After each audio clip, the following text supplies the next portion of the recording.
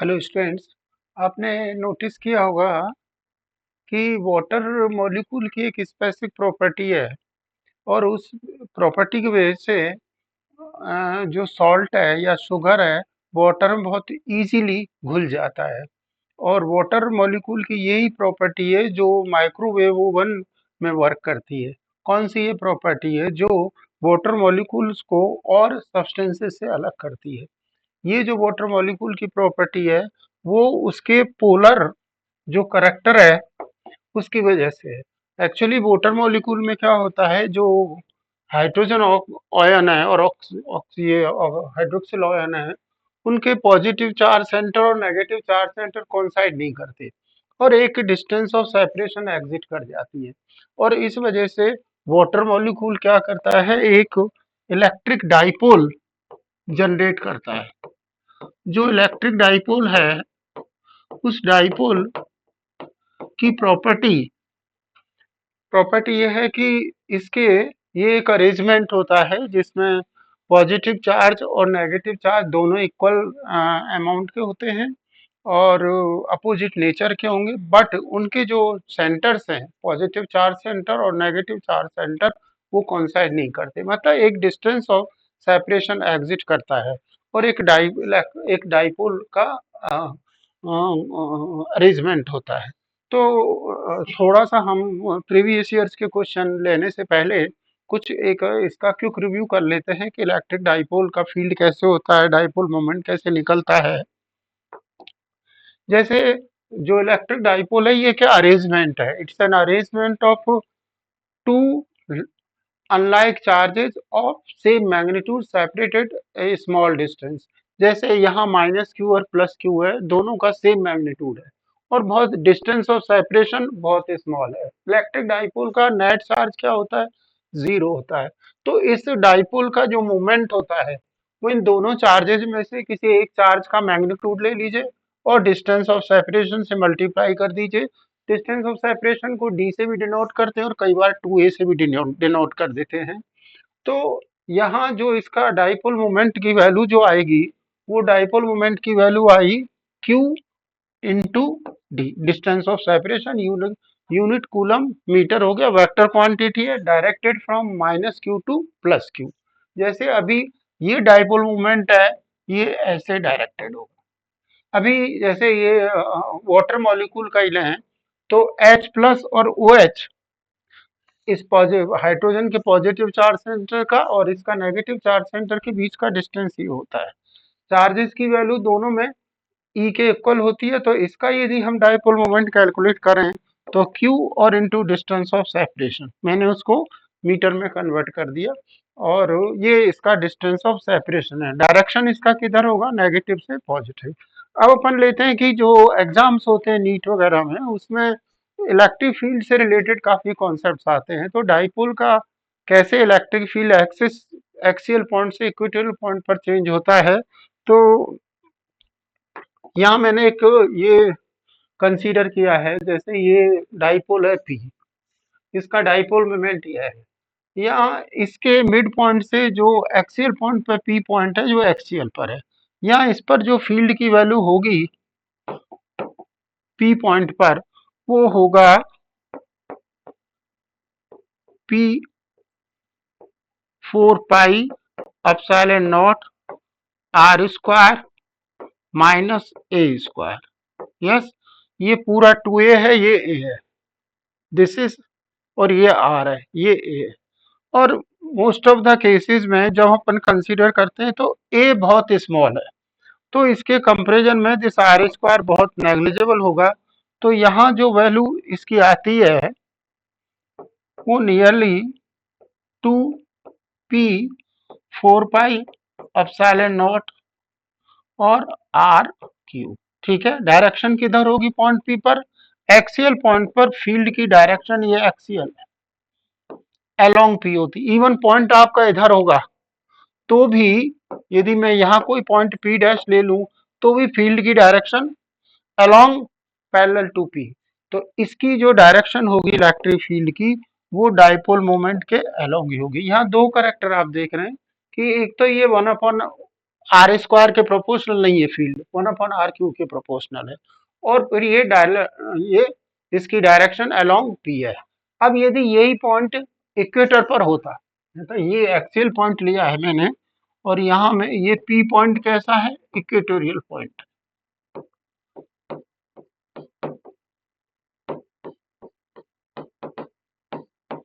इस equatorial point पर जब आप उसकी फील्ड की वैल्यू कैलकुलेट करेंगे तो ई, यस, इस पर ले रहे हैं हम इक्वेटर पर, तो वैल्यू आएगी पी आर स्क्वायर प्लस ए स्क्वायर पावर 3/2। यस, और ये जो फील्ड की वैल्यू होगी वो अपोजिट टू पी होती है, मतलब आप वेक्टर फॉर्म में लेंगे इसको तो माइनस अपोजिट टू पी। ये वही, यदि ये आर स्क्वायर बहुत लार्ज होता है तो हम इसको रिप्लेस कर देते हैं, सॉरी यहाँ 4 पाई एप्सिलॉन नॉट आर आएगा, 4 पाई एप्सिलॉन नॉट और r³ तो डिफरेंस क्या हुआ इसमें, एक्सिस में ये इक्वेटोरियल पॉइंट हो गया, ये एक्सियल पॉइंट हो गया। तो यदि हम कंपेयर करें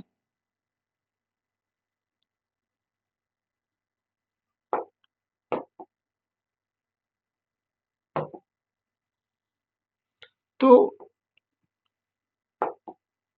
जो एक्सियल पॉइंट पर जो फील्ड होता है वो इक्वेटोरियल पॉइंट के कितना होता है, दिस। और ड्यू टू डाइपोल फील्ड की वैल्यू ये चलती है, एक्सिस पर अलोंग डाइपोल मोमेंट होगा और इक्वेटर पर अपोजिट टू डाइपोल मोमेंट होगा। मैं जैसे यहाँ एक एग्जांपल अपन लेते हैं,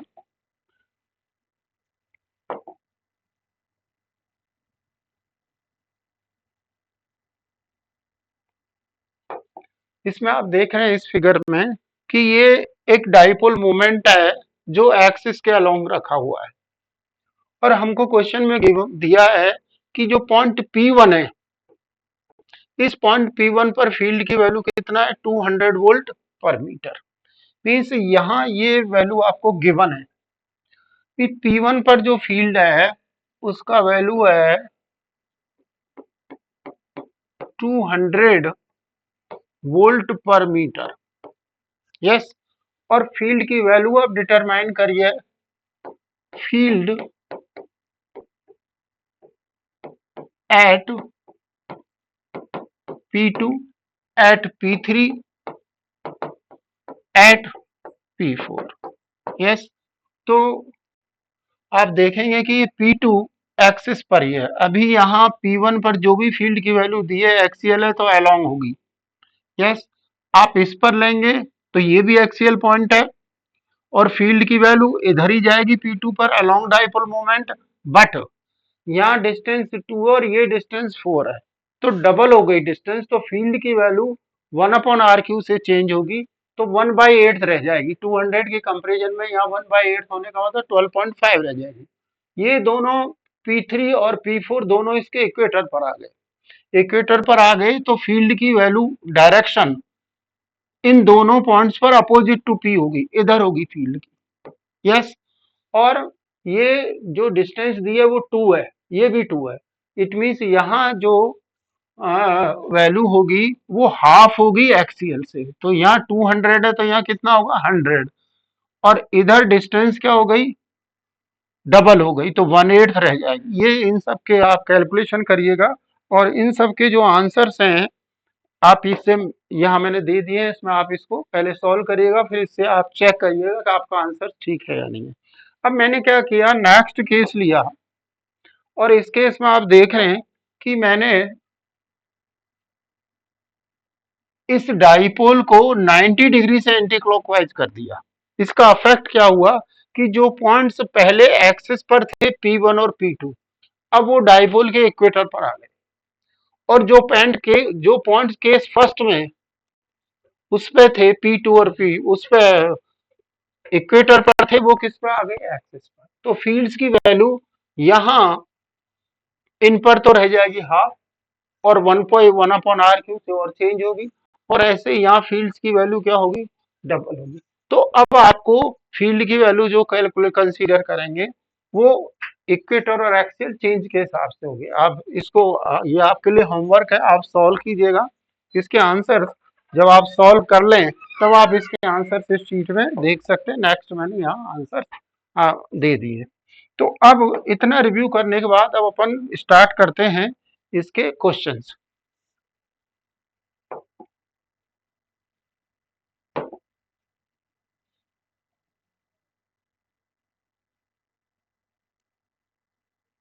ये फर्स्ट क्वेश्चन है जो नीट में आया है और बहुत सिंपल है। दो चार्जेज है माइनस क्यू और प्लस क्यू और एल डिस्टेंस पे रखे हैं, ठीक है। The magnitude of electric field, अब ये आर आर पॉइंट पे फील्ड निकालना है, यस। और आर पॉइंट पे जो आपको फील्ड निकालना है उस आर की डिस्टेंस डाइपोल की लेंथ के कंपैरिजन में बहुत लार्ज है। तो फिर लार्ज है तो फील्ड का क्या फॉर्मूला बताया था अपन ने, 1/r³ से वेरी करता है। तो फिर आंसर कौन सा होगा, दिस। तो बहुत सिंपल है। नेक्स्ट अब क्वेश्चन यदि अपन लेते हैं तो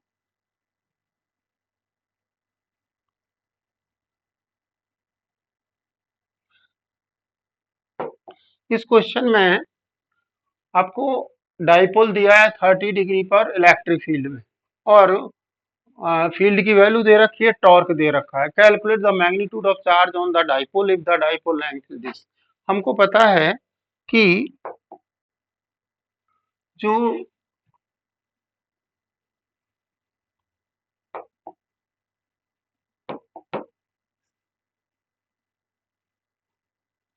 डाइप ये पी ई साइन थीटा ये वैल्यू है टॉर्क की, और पी की वैल्यू होती है Q D E sine theta. इसको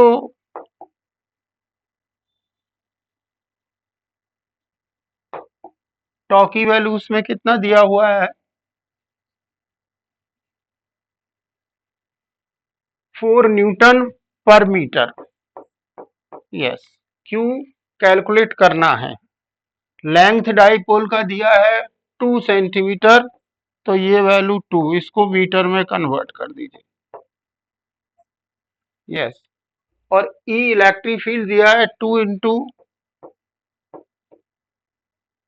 10⁵ और साइन 30, यस। इसको सॉल्व करेंगे अपन तो 1, ये सब कैंसिल, क्यू वो साइन 30 हाफ हो गया इंटू 10⁵3 और साइन 30 हाफ, तो क्यू की वैल्यू क्या आ गई, this is your answer, yes. Next question अपन लें, ये डायरेक्ट फॉर्मूला बेस्ड क्वेश्चन है। The electric field at a point on the equatorial plane at a distance from the center is given by this। तो ये field की direct फॉर्मूले पर है, क्या कितना होगा इक्वेटोरियल पर, दिस, यस। नेक्स्ट,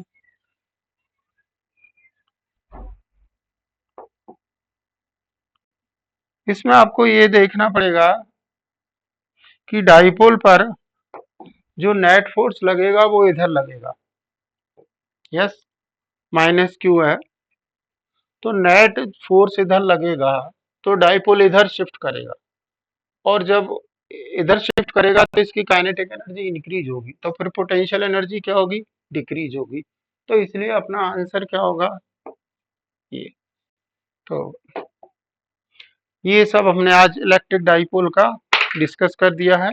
और आपको कैसा लगी वीडियो, आप इसको कमेंट करिएगा। अच्छा लगा हो तो लाइक करिए, शेयर करिए फ्रेंड्स के साथ, और इसको सब्सक्राइब भी कीजिए और कमेंट करके बताइए कि आपको इसमें क्या अच्छा लगा और कौन से टॉपिक पर आप और क्लास लेना चाहते हैं। थैंक यू, मिलते हैं नेक्स्ट क्लास में।